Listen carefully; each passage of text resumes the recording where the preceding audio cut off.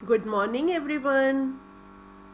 I am Dr. Kalpana Sharma, Associate Professor, Department of Zoology, SPC Government College, Ajmer. बच्चों, मेरे last lecture में मैंने आपको एंटीजन एंटीबॉडी रिएक्शंस का पार्ट 1 बताया, जिसमें अपन लोगों ने प्रेसिपिटेशन रिएक्शंस और एग्लूटिनेशन रिएक्शंस के बारे में पढ़ा। मेरी आज की क्लास में मैं डिफरेंट टाइप्स के और एंटीजन एंटीबॉडी रिएक्शंस बताने जा रही हूँ, जिनके नाम हैं न्यूट्रलाइजेशन रिएक्शन या उदासीनीकरण reactions, complement fixation, opsonization reactions and cytolytic reactions. अपन एक एक करके एक एक रिएक्शंस के बारे में डिटेल में पढ़ेंगे। Now, first of all, we come to neutralization reaction. ये neutralization reactions क्या होते हैं? It is a process by which bacterial or viral exotoxins are neutralized by specific antibodies. Neutralization reaction के अंदर क्या होता है कि कोई भी बैक्टीरियल या वायरल एक्सोटॉक्सिन्स जो होते हैं उनके प्रभाव को उदासीन कर देती हैं स्पेसिफिक टाइप की antibodies. This process is utilized in the diagnosis and treatment of diseases. ये न्यूट्रलाइजेशन रिएक्शंस कहाँ पे यूज होते हैं? In the diagnosis and treatment of diseases, रोगों की पहचान और उनके निदान में। इन 1819 it was found that the toxic substance produced by bacteria were neutralized by the immune serum. 1890 में ये पाया गया कि बैक्टीरिया के अंदर से जो टॉक्सिक सब्सटेंस निकलते हैं वो इम्यून सीरम के द्वारा अप्रभावित कर दिए जाते हैं। The product related to this process are called antitoxins. Antitoxins क्या है कि बैक्टीरिया और वायरस से तो निकलेंगे टॉक्सिन्स। जब टॉक्सिन्स और एंटीटॉक्सिन कंबाइन करेंगे और उसके द्वारा जो विषैले पदार्थों का उदासीनीकरण होगा, इस प्रक्रिया को हम न्यूट्रलाइजेशन रिएक्शन कहेंगे। Antitoxins are specific antibodies which are produced by the host due to bacterial exotoxin. अब एंटीटॉक्सिन्स क्या है? एंटीटॉक्सिन्स किसके द्वारा प्रोड्यूस की जाएंगी? एंटीबॉडीज़ के द्वारा। और किस लिए प्रोड्यूस की जाएंगी? कि जो एक्सोटॉक्सिन्स प्रोड्यूस किए जा रहे हैं बैक्टीरिया के द्वारा। Then antitoxins combine with the exotoxins and neutralizes it. Antitoxins exotoxin के साथ क्रिया करेंगे और उसके प्रभाव को उदासीन कर देंगे। In this picture, you can see the neutralization reaction. This is a toxic molecule of bacteria. When it comes in contact with the cell, then the cell is damaged by toxin molecules. Next one is the complement fixation. What is this complement fixation? It is the process of binding of complement to an antigen antibody complex. Complement fixation क्या है कि अगर किसी antigen antibody reaction के अंदर कोई complement bind हो जाए तो इस प्रक्रिया को हम क्या कहते हैं? Complement fixation. When complement is added to an antigen antibody mixture, the complement is activated and it binds to the antigen antibody complex. Now the complement is fixed. जब भी कोई कॉम्प्लीमेंट एंटीजन एंटीबॉडी मिक्सचर के अंदर जुड़ जाता है तो उससे कॉम्प्लीमेंट एक्टिवेट हो जाता है और वो जो कॉम्प्लीमेंट है वो बाइंड हो जाता है एंटीजन और एंटीबॉडी कॉम्प्लेक्स के साथ। अब ये कॉम्प्लीमेंट क्या होते हैं? What are these complements? Complements denotes the number of protein substance in blood. क्या है कॉम्प्लीमेंट? प्रोटीन सब्सटेंस जो ब्लड के अंदर पाए जाते हैं। So complement denotes the number of protein substance in the blood which reacts sequentially with one another. The reaction chain is initiated by certain antigen-antibody combinations or directly by some pathogens, and the end product of the reactions acts against the microbial cytoplasmic membrane. अब हमने देख लिया complement तो protein substance हैं जो एक दूसरे के साथ में सीक्वेंशियली रिएक्ट करते रहते हैं. जब भी कोई एंटीजन एंटीबॉडी कॉम्बिनेशन होता है उसके साथ या कोई पैथोजन आता है और रिएक्शन शुरू होती है तो उसके साथ में क्या होता है, ये कॉम्प्लीमेंट बाइंड हो जाता है और ये कॉम्प्लीमेंट बाइंड होकर के किसी की भी बैक्टीरिया की या माइक्रोबियल साइटोप्लाज्मिक मेम्ब्रेन पे कार्य करता है.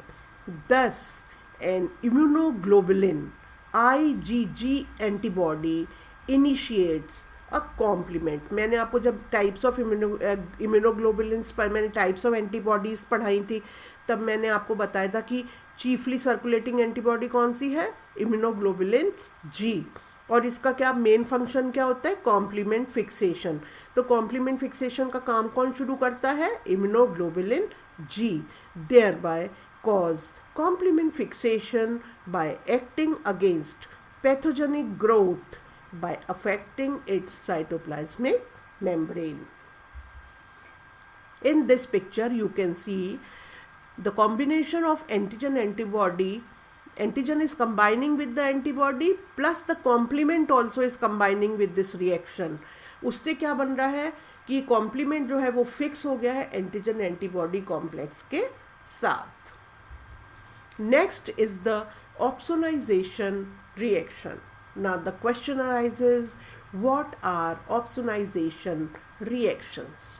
It is a process where a particular antigen becomes more susceptible to phagocytosis by combining with an antibody called opposins.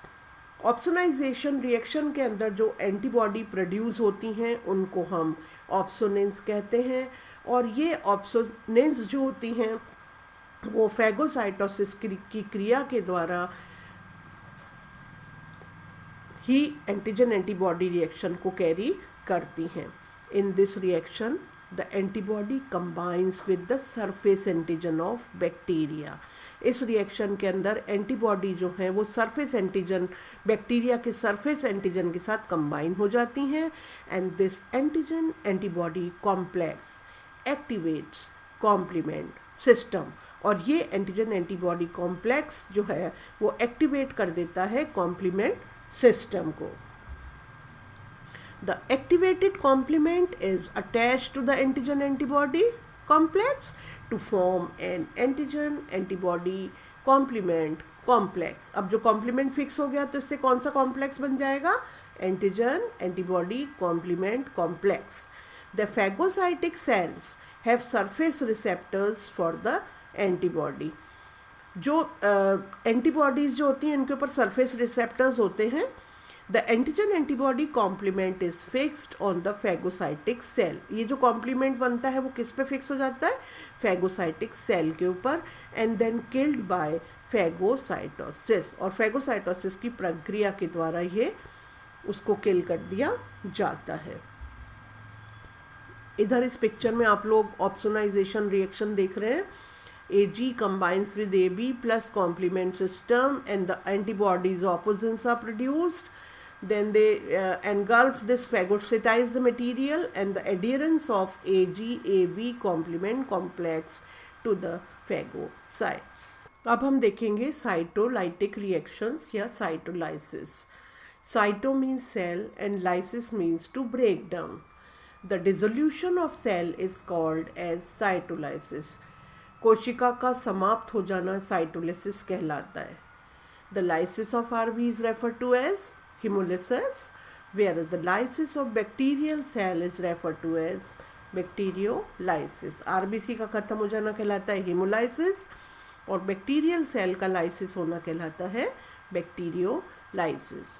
The antigen antibody complex activate the complement. Antigen antibody reactions जो होते हैं वो complement को activate करते हैं. The activated complement binds to the surface antigen of the microbe. अभी जो complex बन जाता है ये किसके साथ जुड़ जाता है? It binds to the surface of the antigen of the microbes. The complements causes the disruption of the lipid bilayer of the membrane of the microbes. As a result, a hole is made in the membrane.